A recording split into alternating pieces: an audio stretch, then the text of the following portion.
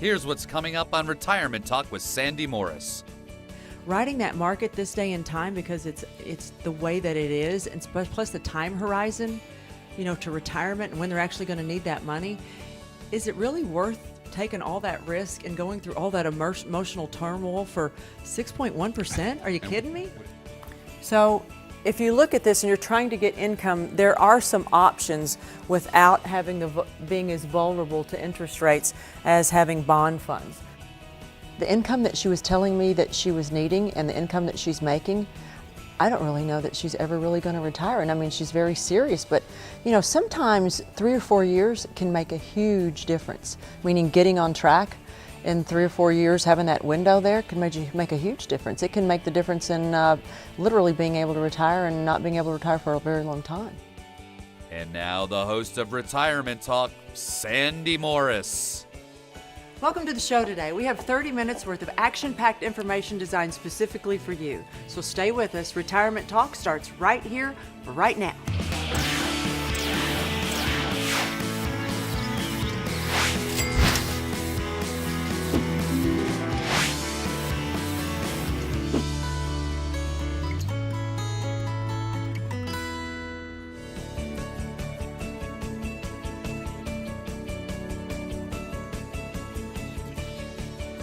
All right, guys, this is part 2 of a 2-part series. 8 things you may not know about mutual funds.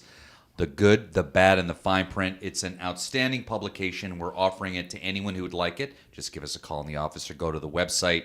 And we didn't get a chance to last week to finish up how mutual funds could in fact be inefficient tax-wise. So, Sandy, why don't we pick up where we left off last week and talk about the possible tax inefficiencies of mutual funds? Well, we talked about last week how you could have a fund that's performing really well, and then you buy it, and then you have a loss, and yet that gain that was made that year got passed on to you even though you had a loss. So that's not fair. It's also costly. But the thing that on my part, when we're as an advisor and as our advisors have to worry about, and people are very unaware of, is that if you have mutual funds, especially in after-tax accounts, meaning not IRAs or 401ks or after-tax accounts, it's very important to be careful of putting that kind of money in mutual funds, because if you have a gain on that or a dividends produced on that, even though you reinvest it, it shows up on your tax return mark. So, when we talked about the financial house and what money, it's important what kind of money goes where and how it's invested.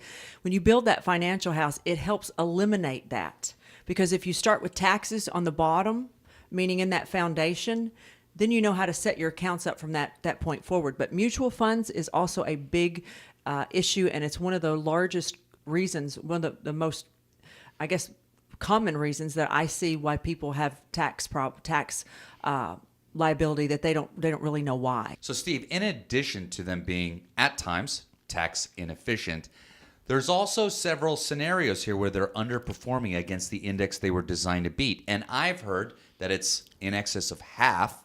Okay, plenty of studies done that show that they're underperforming. Are you finding that to be the case? Absolutely, Mark. We do find that to be the case. And I think one of the main reasons, because, there's a lot of advertising and things and a lot of money spent for mutual funds to attract investors and things like that. So I think it's that what happens is if the mutual fund has to overcome, a high percentage of expenses, in that mutual fund, then it's hard for them to have enough gain to actually outperform their benchmarks. And I think that's where we see where the real problem is. Gotcha. Yeah. So it's the high fees, it's the advertising, it's all those trading, things together that, that sort of beat up on any gains that you have that would, in fact, make it an underperforming tool. Yes. And, Mark, I was looking at the history of the S&P 500 index the other day, going back to 2002, I think it was. And I'm not sure if it ended at, I think it was the end of 14. And no, it was the end of 15. And when I looked at the gains, I mean, when you look at the gains at the S&P from 2000, after the down time in 2007 and 2008, and you look at going back to 2002, there's a lot of years where there was some 32% returns, 27% returns, 36% returns, and then there's 4 or 5 years there where the market just went straight up, and you think, man, I've made so much money, I've done so well, but at the end, the average was still about 6.1%. So people ride that roller coaster and ride that roller coaster, and they do okay, and then they have a setback, and they just don't really understand that riding that market this day and time, because it's the way that it is, and plus the time horizon, to retirement and when they're actually going to need that money. Is it really worth taking all that risk and going through all that emotional turmoil for 6.1%? Are you kidding me? Would it be fair to say that riding the roller coaster is a young person's game? I have time to ride it to up and ride it down, and then cost dollar averaging. Oh, yeah. But when I'm in retirement, I don't have that luxury because I don't have incoming dollars to help me take advantage of the market when it's lower. I just have a mutual fund that goes down, right? And Yeah. Mark, I think you make a great point there about young investors. And a mutual fund, that's perfect for someone just getting started to investing. Is where you want to be able to use a mutual fund for that reason. As you get older, you kind of graduate into other things More like sophisticated, more Yeah. strategic types So of that investments. roller coaster in retirement, I shouldn't be on it, right? I mean, unless I've got an appetite for it and I've got some additional dollars in my roof. As Well, we talked bottom about line, earlier. Yes. I mean, I just gave the numbers for those since 2002. Do you want to? Yeah. If you're an adrenaline junkie and you like that, I guess Yeah. that's okay. But there's much easier ways that are much more profitable to invest your money and get a nice return than riding that. And I want to share another point in here that I think is really important for our investors and all the people that we've spoken with who feel that bonds are safe, and I'm in bonds, but a bond fund is not a bond, right? And we need to talk about that here. Well- They spent a lot of time in this publication on that. That's true, and I want Steve to go over the difference. But I will tell you, people will come into the office and they will literally argue with you that they have bonds. We have bonds, and they don't have their statement. No, they're bonds. No, they're bonds. I would say a large percentage of them. And when I get their statement in, it's funds. It's not individual bonds. They're bond funds, which are much more risky and volatile than. Yeah, and one of the main reasons is for that, Mark, is because, if you buy an individual bond, say it's a 20-year bond, well, as that bond gets closer to maturity, it's not as sensitive to interest rate movement, which is what really impacts a bond when interest rates are going up and down. So as you get closer to maturity, a change in interest rates really doesn't affect it that much. So with a bond mutual fund, it has a fixed maturity, so it never really decreases. So the bond fund, that's what makes it more risky than an individual bond. So if you're just looking to take a income stream, an individual bond might be a better option. Plus, you got to remember, a bond fund can also it can use leverage to increase its yield and pay for internal fees and expenses, which puts more risk on the investor. And this is one of the reasons why investors get bonds is to mitigate risk. That's But right. they may, in Yeah, but fact, have again, a they very get- risky proposition in front of them. Yeah, they get bond funds instead of bonds, That's and they right. think that they're bonds. All right, everybody, you need to pick this up. 8 things you may not know about mutual funds, the good, the bad, and the fine print. We'd love to send it out to you. It is absolutely free. Give us a call in the office. Go to the website. Thanks so much. Don't go anywhere. We got a lot of great stuff to come. You're watching Retirement Talk with Sandy Morris, Tampa Bay's retirement television. Life, a series of moments. A touch, a look, a laugh. Successful people. It might not be superior imagination. It just might be superior retirement planning. Imagine what's next. Plan today, own tomorrow. Call Sandy Morris Financial at 813-513-0011. Hi, I'm Sandy Morris, and I'd like to invite you and a guest to enjoy a complimentary evening of food, fun, and information with me at our next financial education dinner event. We're going to discuss important issues that could impact your portfolio in retirement. These topics include how to find real financial security with an unstable stock market, how to put together a retirement income plan that you can't outlive, how Washington, D.C. and the U.S. economy and economies abroad will affect American retirees, how to stress test your portfolio for future performances, where can you find the most reasonable rates of return, and so many more topics from Social Security to estate planning. If you're a retiree or pre-retiree, then now's the time to take control of your retirement. Call us now. Seats are limited. I look forward to seeing you soon, and remember, you only retire once, so let's get it right. You're watching Retirement Talk with Sandy Morris, Tampa Bay's retirement television.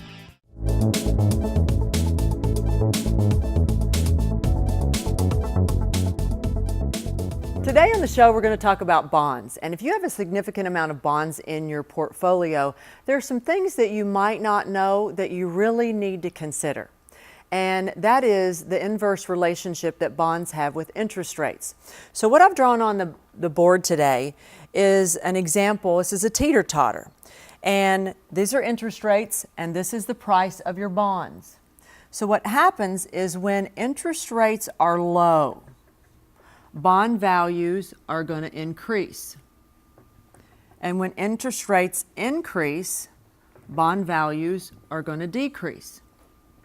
Now, there's two kinds of bonds or types of bonds that you can have in your portfolio. You can have regular corporate bonds, or you can have bond funds.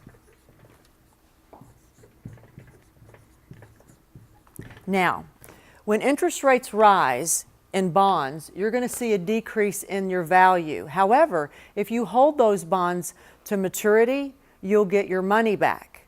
But if you have bond funds, that's not the case. And this is where the danger lies. If you have bond funds, typically, for every 1% that interest rates rise, your bond fund is going to decrease about 8%. So if interest rates go up a couple of percentage points, your bond funds can go down around 16% or maybe even more, but this is an average.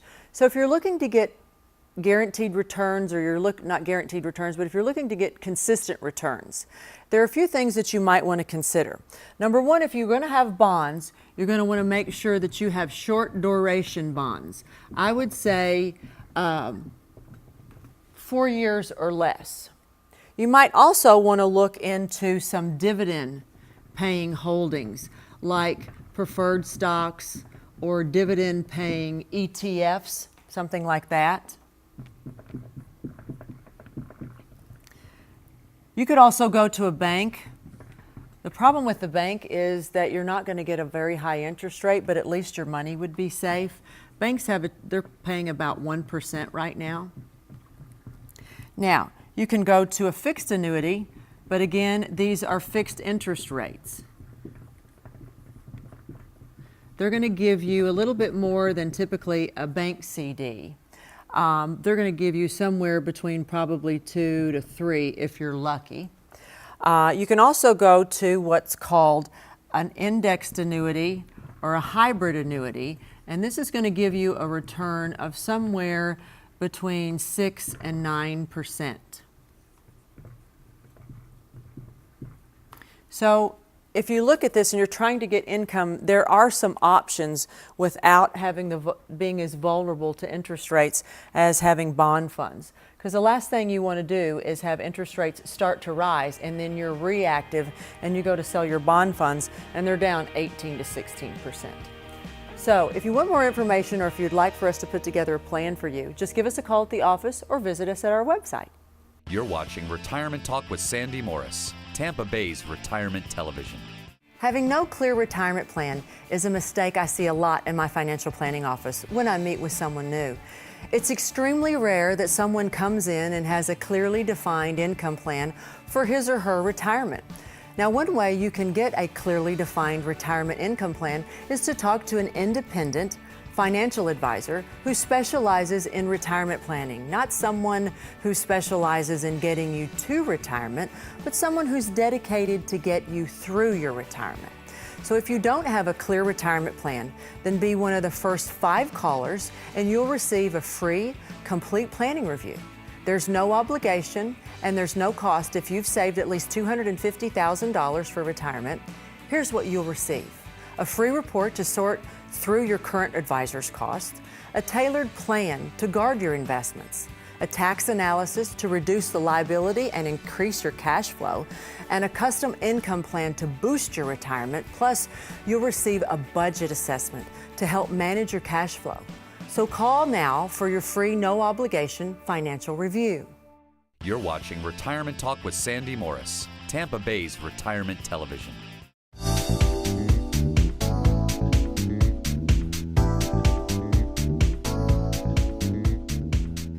Hi, everybody, and welcome to this week's Retirement True or False.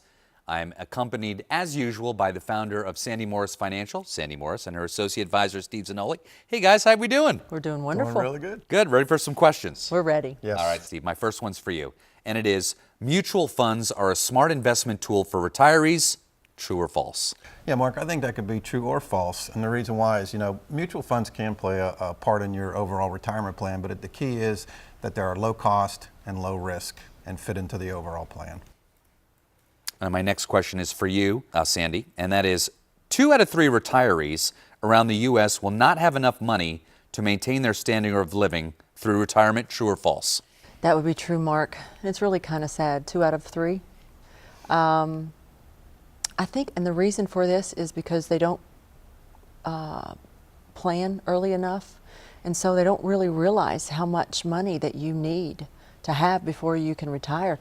I had a lady come in my office a couple weeks ago, and she was telling me the income that she wanted when she retired. Now she's 52, so she's still got several years, but the income that she was telling me that she was needing and the income that she's making, I don't really know that she's ever really going to retire. And I mean, she's very serious, but sometimes 3 or 4 years can make a huge difference. Meaning getting on track in 3 or 4 years, having that window there can make a huge difference. It can make the difference in literally being able to retire and not being able to retire for a very long time. When we were putting these questions together with the team, it was a study that was done by Ernst & Young. And I really, one of the things in going through there, that sometimes the plan isn't terribly difficult. And I think a lot of people might think, oh my goodness, it's going to be terribly difficult. And No. And sometimes it's just small repositioning and just a little, the challenges aren't as big sometimes as people make them out to be. Would you say that's a fair statement? I would say that is an absolute, yes, that is very true. Most people think, I think when you think about investments and financial planning and brokers and the stock market and all this stuff, for most people it's intimidating. But that's not what it's about. Investing your money necessarily is not what all it's about. It's about just having some kind of plan. How much money are you really going to need when you're ready to retire per year to live on?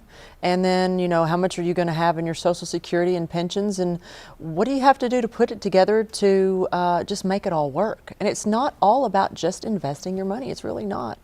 And you got to plan for things like health care costs, long-term care. A lot of people don't look at those things. They don't plan for that, and that's a big part of it too. So the plan is the key. Steve, my next question is for you. And that question is, bond funds and bonds are very different financial products. True or false? That's true, Mark. And the big difference is, bonds have stated maturities, and the longer the maturity it is, the more sensitive it is to interest rates moving. As it gets closer to maturity, then it becomes less sensitive to those interest rate hikes. Where bond funds have like a fixed maturity rate, so it can be volatile all the time. Another big key is that bond funds can use leverage to raise their dividend and pay for internal fees and commissions, which could put a lot more principal at risk for the client. I also think, and correct me if I'm wrong, guys, but a lot of people think that they have the same safety, that they're equally as safe. And let me do that as a follow-up, true or false on there. No, definitely false, because the key is the maturity. So if you have an individual bond, it's going to have a maturity date. If you hold that bond to maturity, you'll get your principal back. With the bond funds having that fixed maturity, then your principal is always at risk. And a lot of people think they have bonds when they really have bond funds. Because when I ask, in general conversation, they'll say, well, I'm invested in bonds. And then when you look at their, well, they are. Yes. They left the funds off the Yes, end. that's right. And I would say 98% of them that come in that say they're in bonds, they're in bond funds. Absolutely. Yes, yes. Very Okay. few people have individual Yes. bonds this day and time, which is not a bad thing, but it's a huge difference in those. Sandy, my last question is for you, and it is, approximately 1 out of every 2 retirees will require long-term care at some point in their life. True or false? It's very true. It's hard to think about that when you're feeling good and you've got a lot of life in you and you're still working. And I think we look at our parents and think that, as you get older, that's when you need that. But no, long-term care, in-home health care, it could happen through a stroke, a car accident. I just had one of my clients' spouses, their wife, had a car accident. and had to go into a facility for a temporary period of time, and it's costly. And it's not necessarily the cost of that facility, it's the inconvenience, like the loss of a job or not working, loss of income, and the expense of having to deal with that on a day-to-day basis. So yes, long-term care is a huge expense, and it doesn't just specify what it costs for that expense. It's the damage and that it causes that you have to pay for. And you know, Mark, two out of 5 adults in the U.S. don't plan for long-term care, No. nor do they say they probably won't either. And they don't want to hear about it either. Most people, you know what, it's horrible. I mean, they say it jokingly, if something happens and I need to go into a long-term care or whatever, just shoot me. I've heard that. They do say Yes. that. But the fact of the matter is nobody's going to shoot you. So it's going to happen. Right, so you got to Yeah. plan for it. You have to. I know you don't want to, Absolutely. but you have to. Sandy, Steve, thanks so much. Don't go anywhere. We got a lot of great stuff to come. You're watching Retirement Talk with Sandy Morris, Tampa Bay's retirement television. Hi, I'm Sandy Morris, and I'd like to invite you and a guest to enjoy a complimentary evening of food, fun, and information with me at our next financial education dinner event. We're going to discuss important issues that could impact your portfolio in retirement. These topics include how to find real financial security with an unstable stock market, how to put together a retirement income plan that you can't outlive, how Washington, D.C. and the U.S. economy and economies abroad will affect American retirees, how to stress test your portfolio for future performances, where can you find the most reasonable rates of return, and so many more topics from Social Security to estate planning. If you're a retiree or pre-retiree, then now's the time to take control of your retirement. Call us now. Seats are limited. I look forward to seeing you soon, and remember, you only retire once, so let's get it right. You're watching Retirement Talk with Sandy Morris, Tampa Bay's retirement television. Today I want to talk to you about finding the right retirement advisor. The right retirement advisor this day and time is going to have to wear a lot of hats. They're going to have to understand investments. They're going to have to understand taxes. They're going to have to understand health care and Medicare and Medicaid and final expense and a little bit of how estate planning works. And so they have to wear multiple hats. Now, so many times we have individuals that come in our office and you have an estate planner over here that set up your will and your trust and all of your estate documents. And then you go to a CPA or a tax preparer at another location and they work on your taxes. And then they have an investment advisor that they go to that works on their investments and gives them investment advice. Well, when you have these 3 people, which are 3 very, very important people in your life, and they're all working on important issues in your life, however, they're not communicating, who do you think has to pay for this? Think about it. If your investment advisor is not talking to your CPA or your tax preparer, how are they going to know how to invest your taxes or how to invest your money based on limiting your taxes? If your CPA or your tax preparer is preparing your tax return and they don't understand investments or retirement income and IRA distributions and how all of that works together, because typically CPAs and tax preparers work with deductions, and you don't have any when you retire. So you have to be careful what's reported on your tax return. So a good retirement advisor can look at your tax return and say, hey, we need to adjust your investments because you're paying too much in taxes. But when you have these 3 people at 3 different locations and one's not communicating with the other, you're the one that ends up having to pay for that. So when you find somebody to work with, such as us at Sandy Morris Financial and Estate Planning Services, we work with taxes, we work with investments, and we also help you with your estate planning. So everything is done under one roof. So one hand is not working against the other. Everything is working synergistically, coming back to serve you. Doesn't that make sense? How can a tax preparer help you with reducing your taxes when all they're using are deductions and you don't have any deductions anymore? How can your investment advisor give you investment advice if they don't understand what your taxes are or if they haven't seen your tax return? And let's face it, we know when we set up our estate documents that the trust attorney or the person that sets those documents up, they prepare them, but they don't call you every year to see if there have been any changes in your family, whether there have been any new births, divorces, or deaths. So when you're going to work with a retirement advisor, you want to work with someone who covers all three bases and not just one. And that is the tip of the week. You're watching Retirement Talk with Sandy Morris, Tampa Bay's retirement television. You made it. Years of hard work, investing, planning, and now you're here. The long-awaited reward you spent a lifetime looking forward to. But what now? After years of growing a nest egg, now you may want to manage it. Use it to fund your dreams. Make it last as long as you need it. And leave some for those you love. So what do? Wall Street continues to be uncertain, and some conservative options have dropped through the floor. How do you maintain opportunities for growth and reduce risk of loss from market changes? That's where we come in. We are financial professionals. From investments and insurance products to tax reduction strategies and guaranteed retirement income you cannot outlive, provided by the claims-paying ability of insurance companies. You've worked a lifetime to get here. Let us help you enjoy it to the fullest. For a complimentary consultation, simply contact us today. Having no clear retirement plan is a mistake I see a lot in my financial planning office when I meet with someone new. It's extremely rare that someone comes in and has a clearly defined income plan for his or her retirement.